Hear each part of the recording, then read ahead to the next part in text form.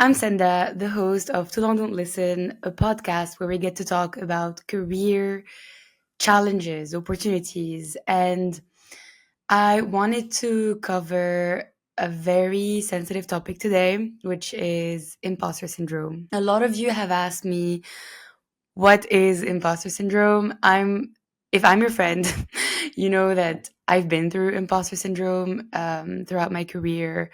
And I'm sure that if you're listening to this, it means that you've also been through it and you know what it means or you have an idea of what it is.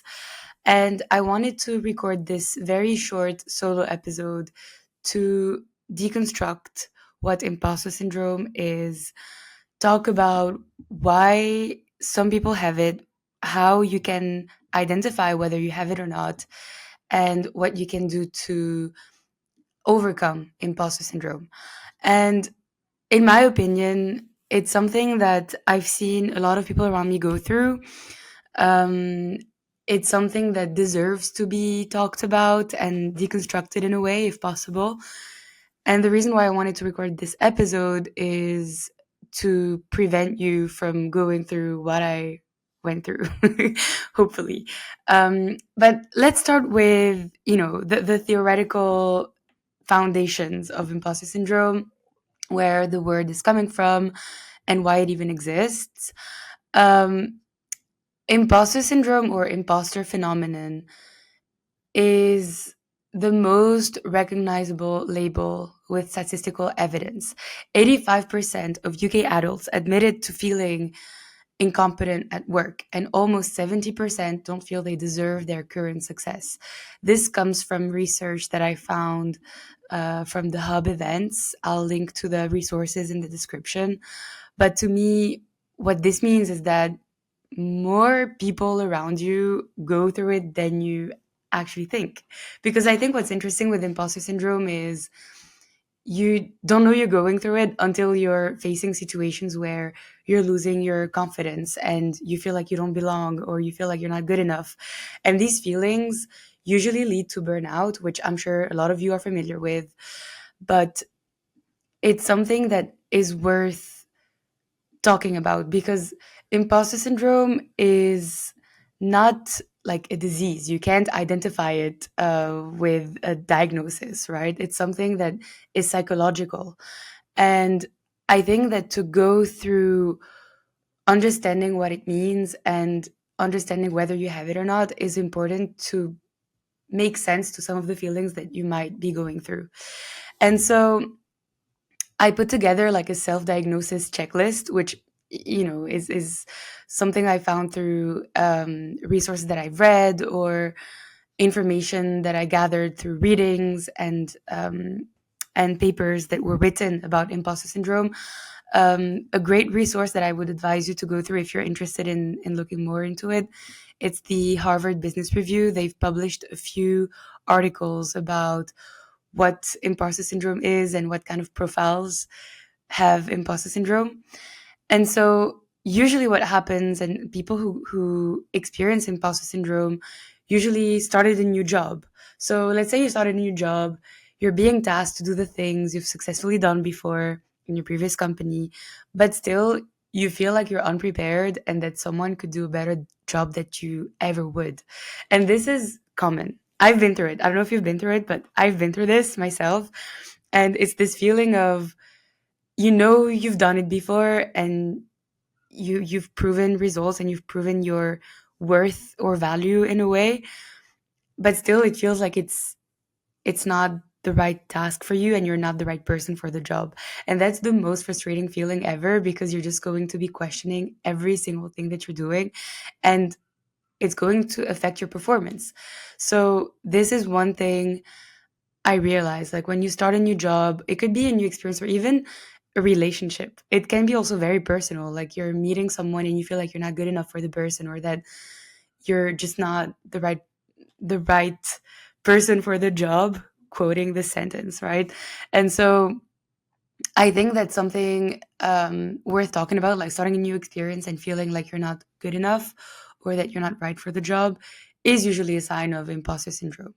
Another common example is you've, for example, you have a reputation of being a great public speaker, let's say, and every time you're being asked to speak in public, you freak out and you feel unprepared and incapable of doing it. And that's also called imposter syndrome. It's the feeling of not attributing your success to your own ability, believing that it's just because you've been working hard and you need to, be tired to feel prepared for something, and that none of your success or none of your achievements are related to your talents and to your gifts, like your natural talents. And that's something that I think is worth acknowledging. um, Common beliefs that are associated to people who have imposter syndrome are the following: thinking that people have an exaggerated view of your abilities. So this means if people compliment you or tell you, of course, you're going to do great, like you've done this before, you'll be fine, and still deep down you feel like, no, there's no way I'm going to make it. That is due to imposter syndrome. The fear of being exposed as a fraud. So thinking that people around you, either your colleagues, coworkers, feel like one day they're going to come to you and tell you, okay, your job is not a reflection of your talents. Like, you're not the right person for the job, and we don't think you're good enough for this job. You're a fraud. That's also associated to imposter syndrome. Another interesting one is being unable to internalize any kind of success. So let's say, again, you have a track record of a lot of achievements, and you've been, let's take the example of public speaking again. You've been a great public speaker.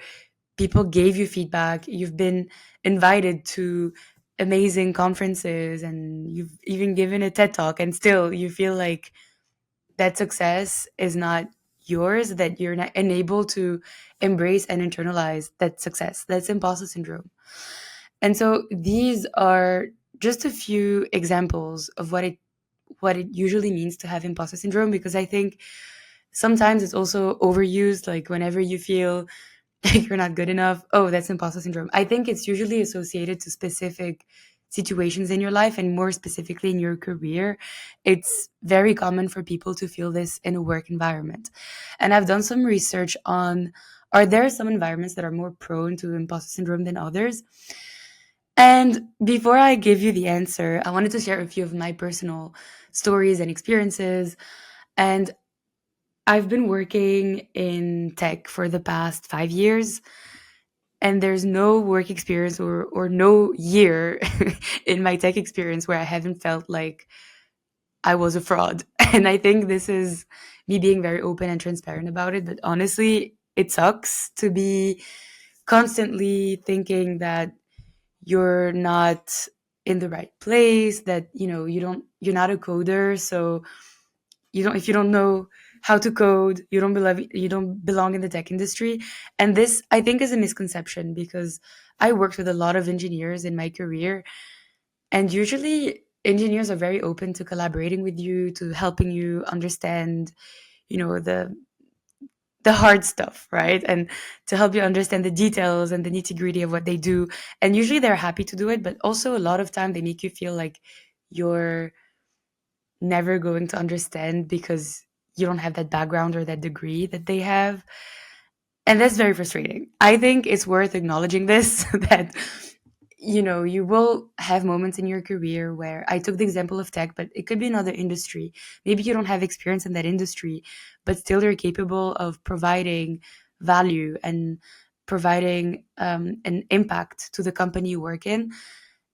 And I mean, for me, I think that's good enough to prove that you belong in that environment. You don't need to have a degree or a computer science degree to prove that you're capable of understanding what it means to work in tech. And this has been a big challenge for me in my career.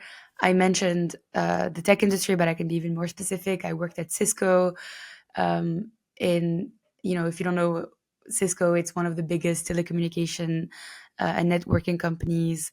They have 70,000 employees across the world, and they're well known for their software and hardware products. And so I joined Cisco with no tech background. I was a marketer, and it was an internship, a 1 year internship.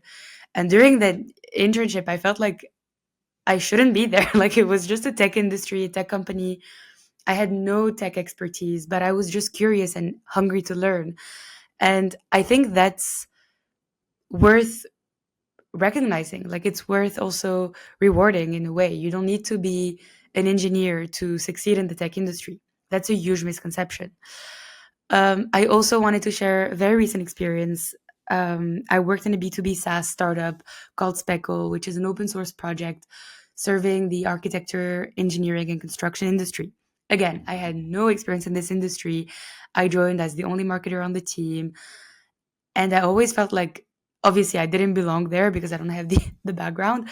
But I always felt like the more I learned about the industry and the more I was trying to prove myself to the company, to the people working with me, the more I felt like I was a fraud. Like it was this very negative loop where I felt like I was never going to be good enough because I don't have the background, I don't have the expertise, I don't have the degree.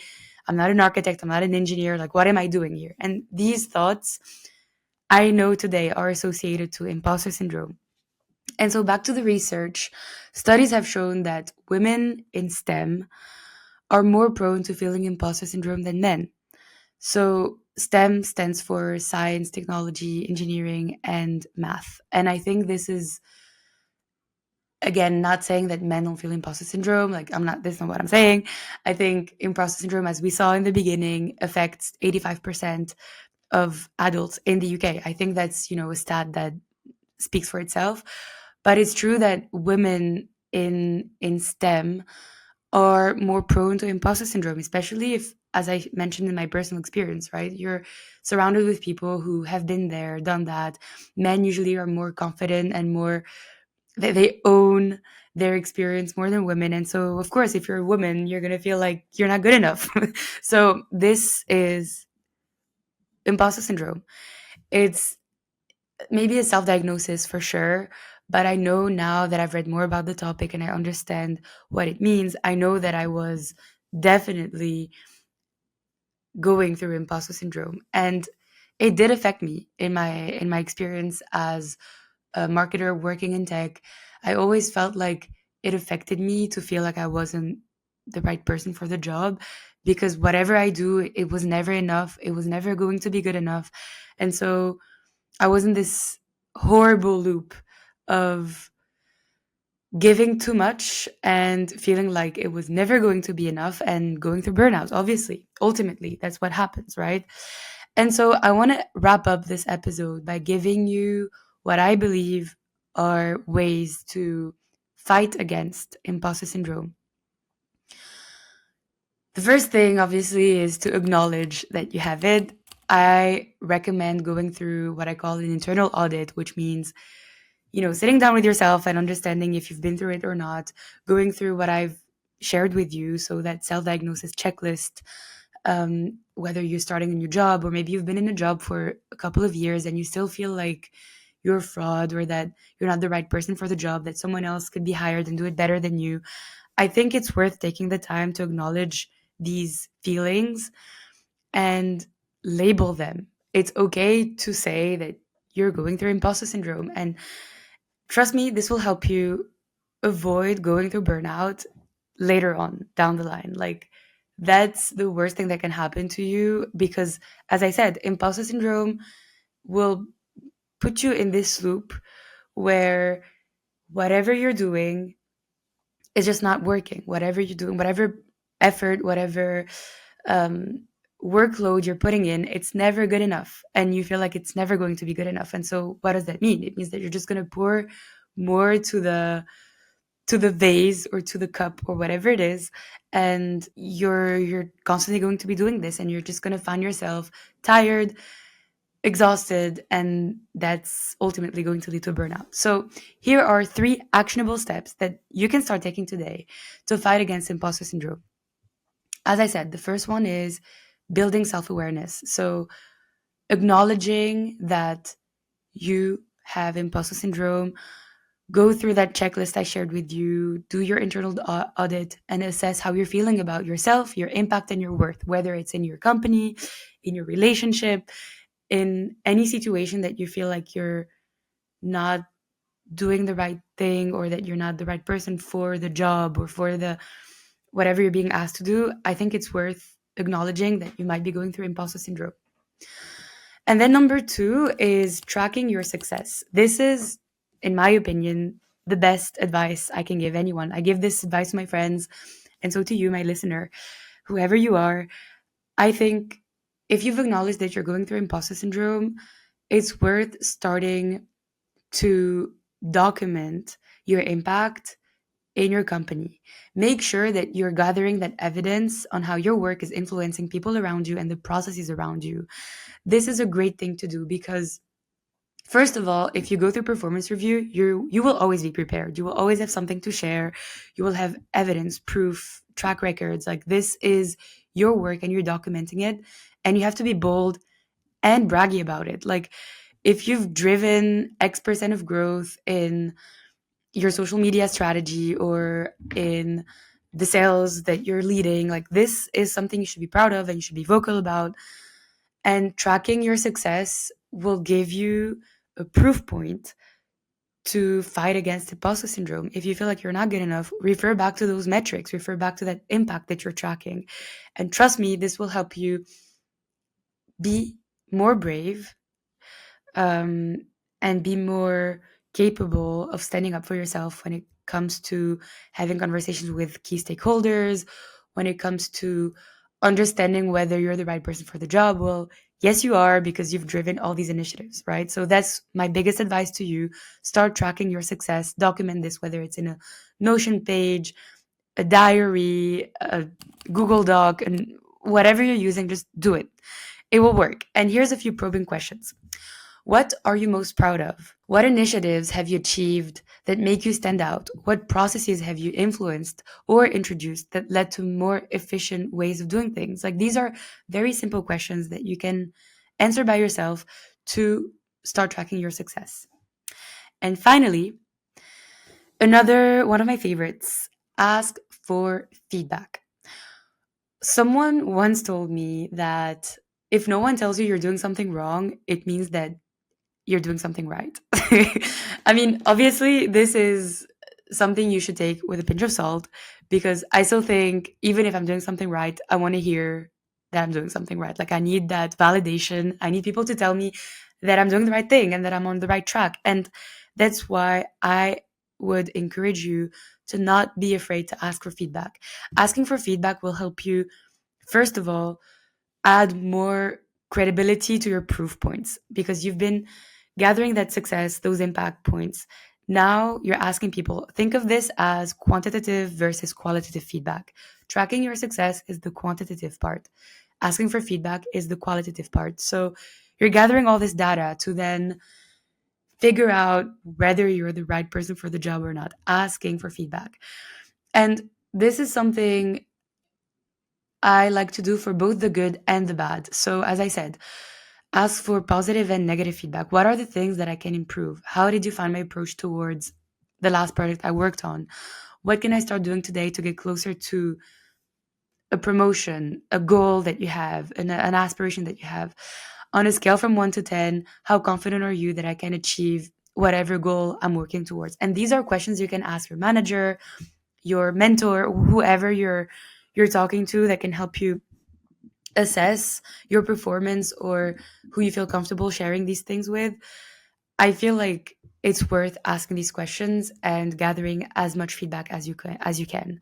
And the earlier the better, because what's the worst that can happen? Like, you're going to ask these people to give you feedback. What's the worst that can happen? Honestly, nothing. Like, if they're rude to you, just never ask them again.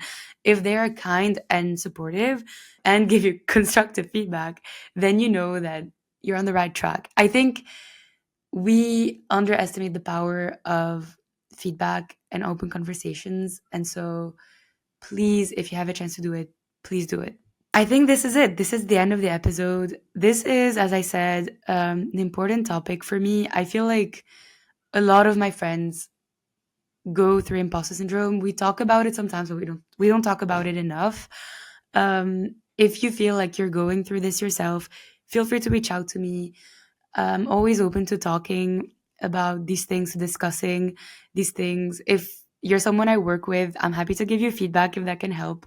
Although, if you work with me, you probably already received feedback. So, um, yeah, let's definitely make sure that we're being self aware, that we're tracking success, and that we're asking for feedback. These are things that will help you make sure that you don't fall in the imposter syndrome negative loop and that you don't burn out.